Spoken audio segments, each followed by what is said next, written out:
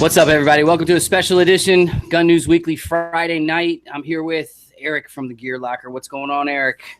Not much. Just a few things tonight. I tell you, the Gun News Weekly internal chat, as it is, has been on fire for several days now. And we went off the air last night as this huge story was breaking. And we just wanted to kind of get on and let everybody know a little bit about what our thoughts are, what happened, where we are now, and maybe some final thoughts on goodwill going into the weekend, that kind of thing. Let's start with condolences to the officers. The short story is there was a gunman who decided that last night was the night during a protest in Dallas, Texas. Many protests getting underway tonight as well, all across America, as they were last night. And immediately the news went from showing the different protests to there's something going on in Dallas. There's a shooter in Dallas.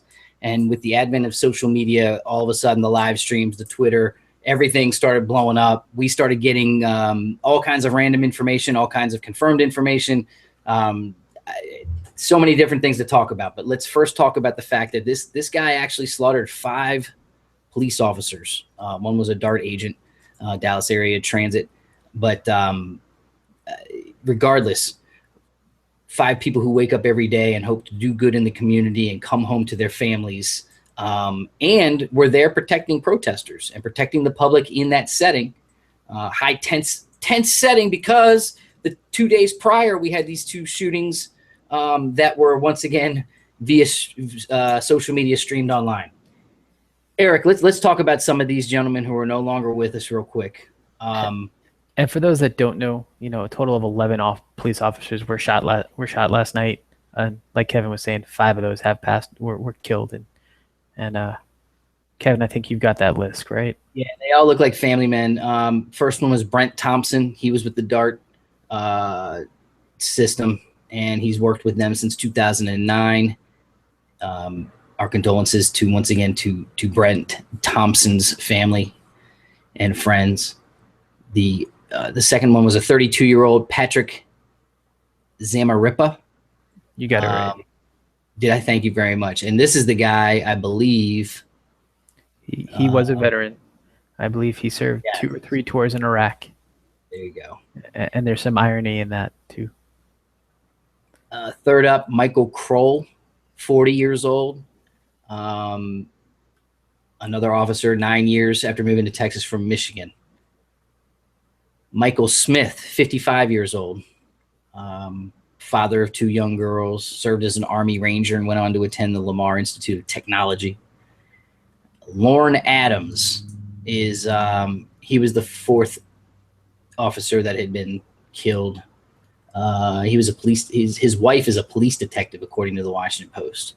1, 2, 3. He was the 5th one, but he was the 4th one in succession.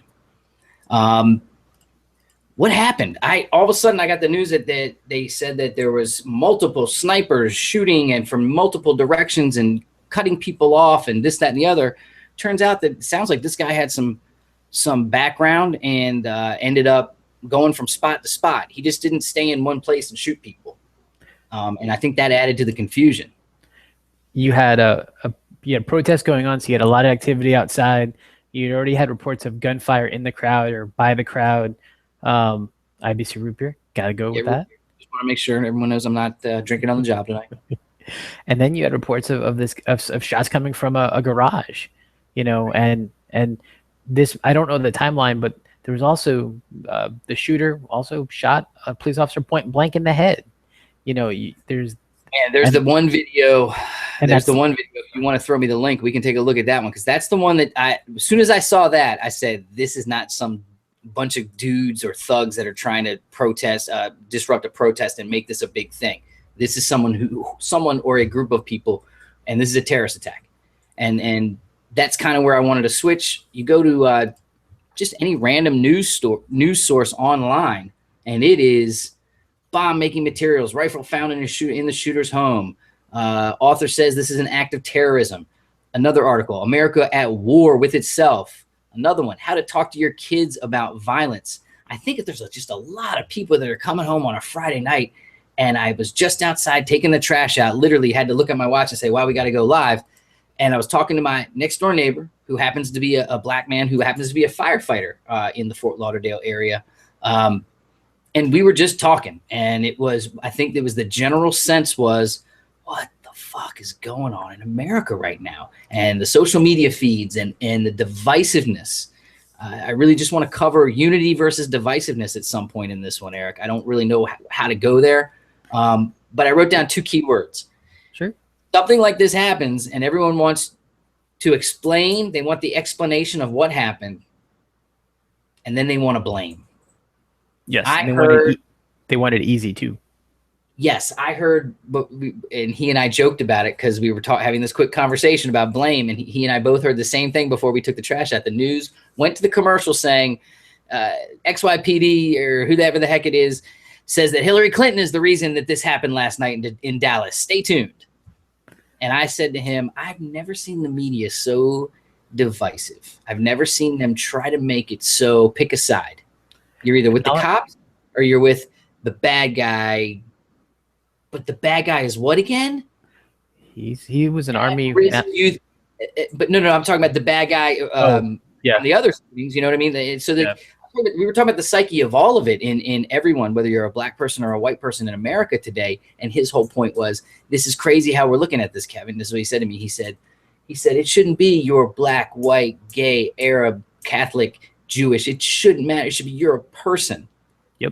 And then he and I had this conversation. He and I both grew up in neighborhoods where it was multicultural. I ate at the table with black people. I ate at the table with Asians. I grew up with these people. We ran together. We got in trouble together. And I think that based on where you come and where you grow up and what you're exposed to, I think that's kind of the foundation for all this. And race, I have written down here, race relations. This is an underlying race-dominated topic. Every time you have someone as spokesperson, a governor, whoever it is, and the group of people behind them on TV talking, if you really listen to what they're saying, time after time after time, in my mind, it is one way or the other. There is no let's all come together and let's all break. It is us versus them. And that's kind of scary. It's very scary. And, not only can you say it's media, but I mean, I'm seeing tweets from politicians, former politicians saying, this is America coming after, Black Lives Matter, I mean, there's really inflammatory stuff flying around and there's bigoted and racist stuff flying around. And it's really being divided along racial lines in some cases and maybe class and it. Yeah, 100%. And Eric, I said to him, what's crazy is if you take the 2 groups, let's just say there is 2 groups. The problem is you got little tiny slivers of these groups that are crazy and radical and going to do dumb stuff like post all the crazy stuff I've seen on Facebook and some of these other Twitter accounts that are saying, again, they're saying, let's go kill white cops. Yep. And then you have the other side that's saying all people involved with Black Lives Matters or anything near it are now a terrorist group. And I saw that a couple times in some of the YouTube personalities in the gun world this week are talking about this very free and openly right now as well. Exactly. And you've got, it's like, it's either A or B. There's no in between. There's no gray. And a lot of times situations like this it's the gray that really is where the truth comes out. I mean, we have, and this might be a shock for people, there's mentally unstable people walking around that need one thing to trigger themselves, and that will set them off. And if you look at your social media feed, and we all know how Facebook works with the algorithm, if you like certain things, that's all you start to see in your feed. So where's the fail? Where's the fail that this gentleman this murderer came back from service, and we understand he was masonry, so he was a construction guy in the Army. We don't really know too much about training or anything like that, but everything I'm hearing is they found ballistic vests and they found ammo and they found all these things that anyone in the that shoots guns on the regular basis or is anywhere, you have these things. But Siri, I didn't say anything, honey. Let Q know that we're good. Yeah.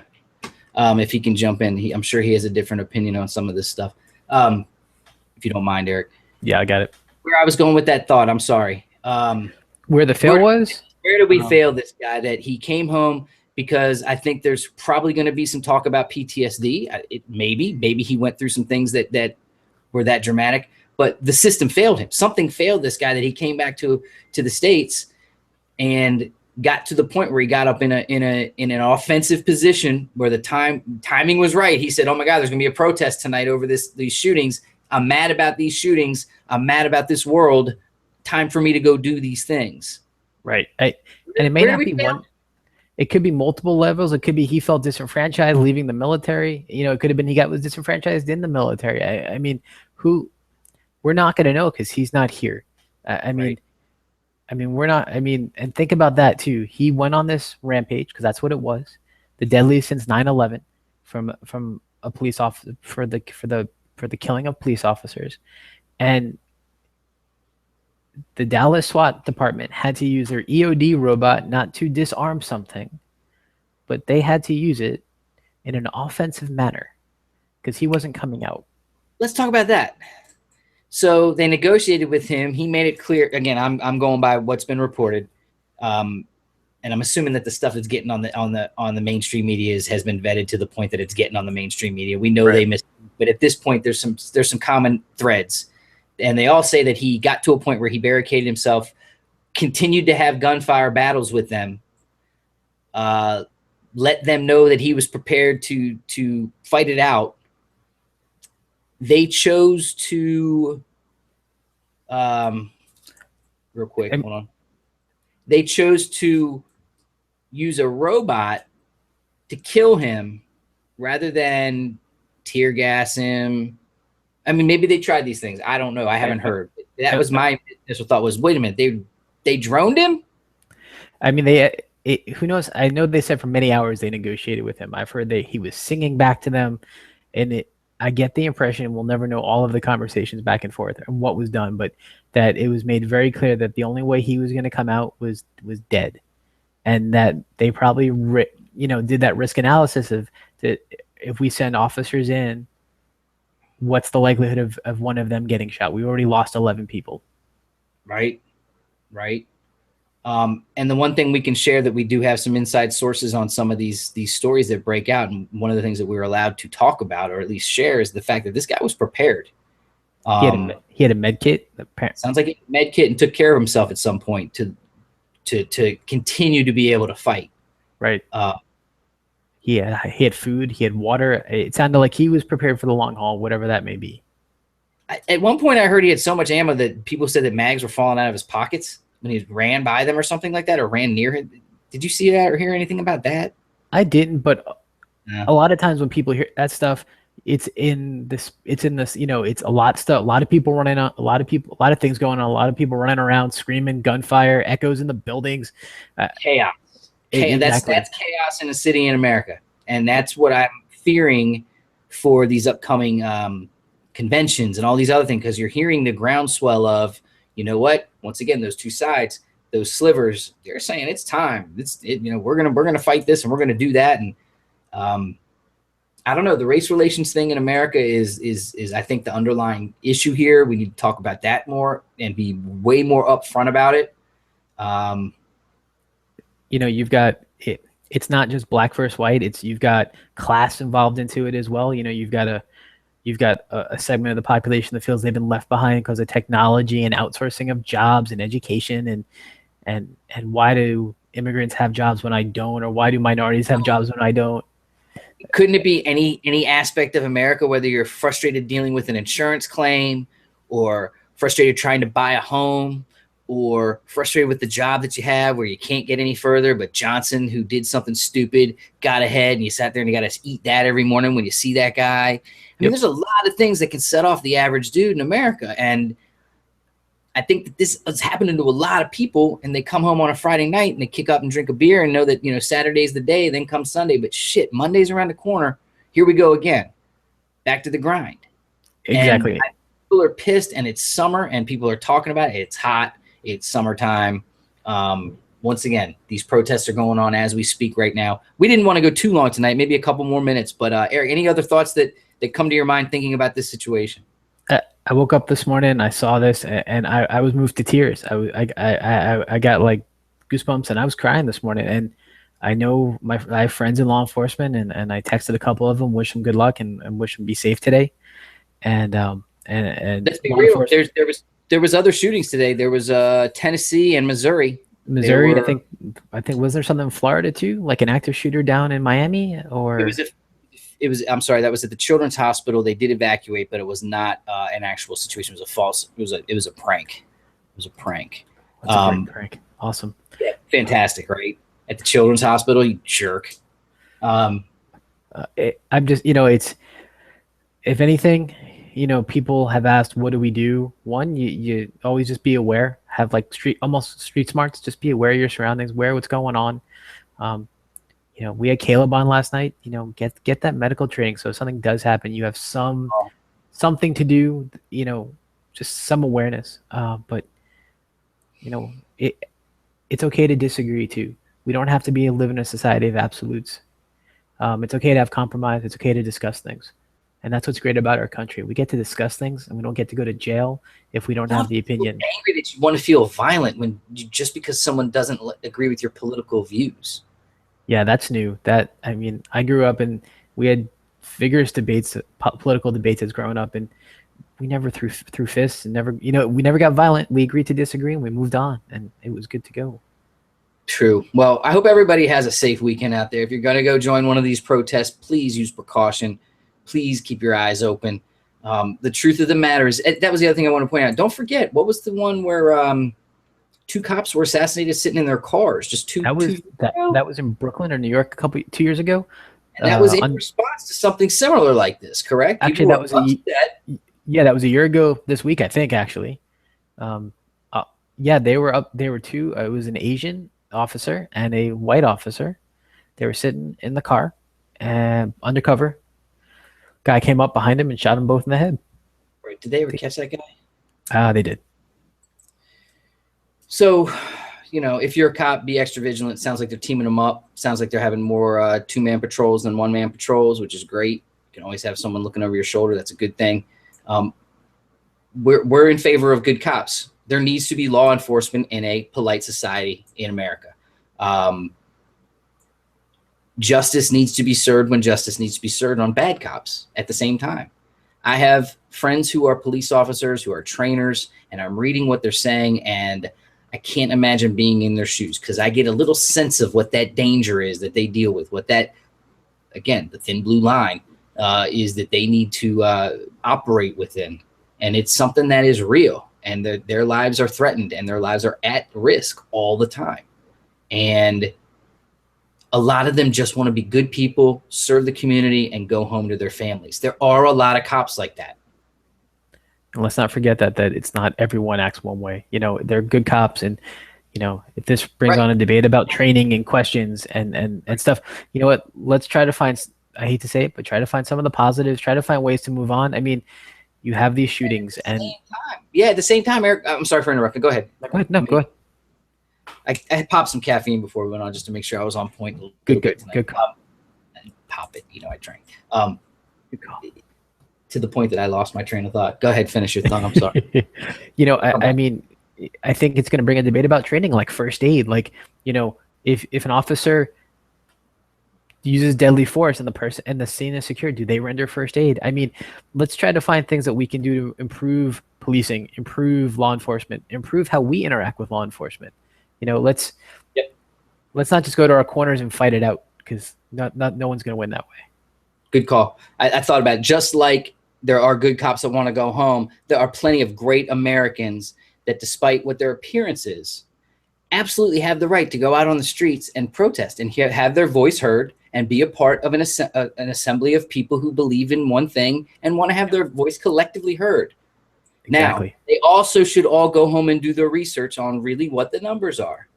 Because while the video that's come out this week is horrendous, and no one likes to see anyone get shot or die, or both, especially under circumstances that we know right now are questionable. But